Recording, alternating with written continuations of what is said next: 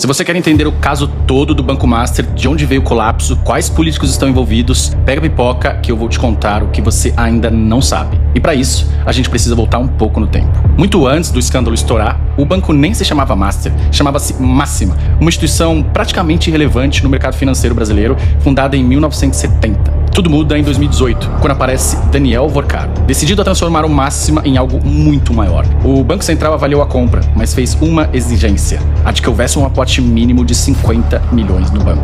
Vorcaro veio com muito mais, cerca de 400 milhões, e com cheque e ambição em mãos, redesenhou o banco. Assim nasceu o Banco Master, e junto com um novo nome, veio um novo personagem na Faria Lima que já nascia controverso. Segundo informações, o Vorcaro tinha usado um terreno superfaturado para comprar o Máxima. O Master virou o sinônimo de ostentação. Isso não era acidente, era estratégia. O Vorcaro fez uma festa que custou 15 milhões para sua filha de 15 anos, com a presença do DJ Alok. Comprou a mansão mais cara já negociada em Orlando por 197 milhões de reais, além de uma mansão em Trancoso no valor de 280 milhões, e tinha escritórios nos pontos mais caros do mundo. Enquanto o glamour corria solto, o banco crescia utilizando uma estratégia diferente. A maioria dos bancos capta dinheiro com as pessoas emitindo CDBs, os certificados de depósito bancário. E para isso, remunera uma taxa que não ultrapassa 98% do CDI, que é a referência mais próxima da Selic. Daí o banco usa esse dinheiro em consignado, cartão de crédito, capital de giro, crédito imobiliário, é o feijão com arroz bancário. O que o Master fazia era outra coisa. Segundo um agente importante do mercado,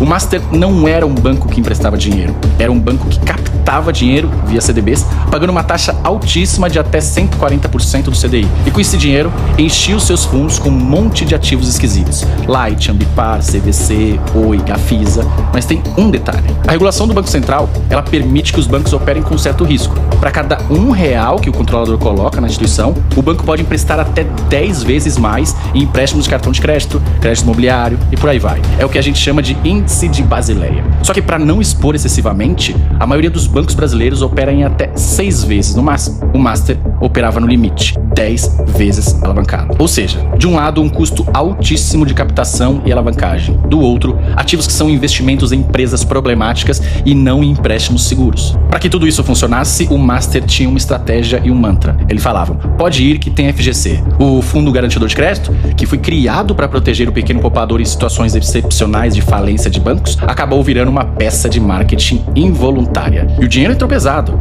Em 2019, o Master tinha 2,5 bilhões em CDBs. Em 2024, já tinha 40. E no meio disso tudo, o banco investia pesado em algo bem específico: a relação com o alto escalão do judiciário e políticos. O banco patrocinou 2 edições do Fórum Jurídico de Lisboa, organizado pelo IDP, o instituto formado pelo Gilmar Mendes, o Gilmar Palusa. Contratou o escritório de Maristela Basso, também conhecida como esposa do Alexandre de Moraes, colocou Guido Mantega no conselho e Ricardo Lewandowski como consultor, além de outras figuras do mundo político. Nada disso é crime por si só, mas difícil de ignorar. Só que o castelo começou a rachar quando o mercado percebeu que o banco dependia de captação constante para sobreviver. Em 2024, a primeira rachadura apareceu. O Master tinha 74 bilhões em compromissos para pagar, mas apenas 18 bilhões em ativos líquidos. Era quase uma pirâmide financeira. Precisava de dinheiro novo para pagar promessas antigas. Na prática, o Master tinha praticamente quebrado. O Banco Central viu isso e exigiu um aporte de 2 bilhões no banco,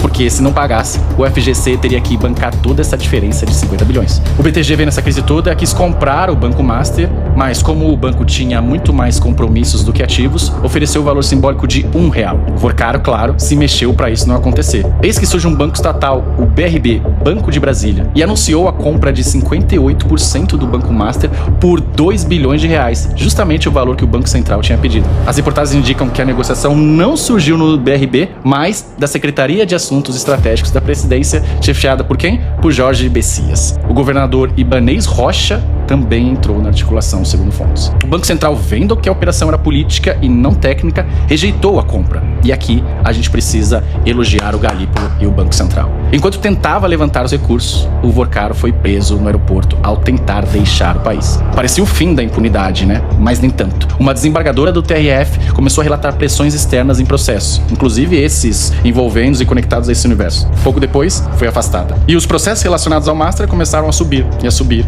e a subir, até até chegarem ao STF. E as coisas mudaram de rumo. 11 dias depois de ser preso, Vorkara foi solto. E aí veio o movimento final. O Dias Toffoli, ministro do STF, decretou o sigilo máximo sobre o caso do Master e transformou esse rombo bilionário com impacto nacional e milhões de investidores expostos em uma operação invisível. Nada mais pode ser visto. Nenhum documento, nenhuma decisão. E tem uma coincidência, que no Brasil é sempre uma coincidência. A esposa do Dias Toffoli já foi sócia do advogado do Vorkara. Ao final, esse caso não expôs apenas as falhas de um banco, ele expôs as falhas do Brasil, onde, mais uma vez, a gente vê que o crime só é um risco para quem não tem as amizades certas.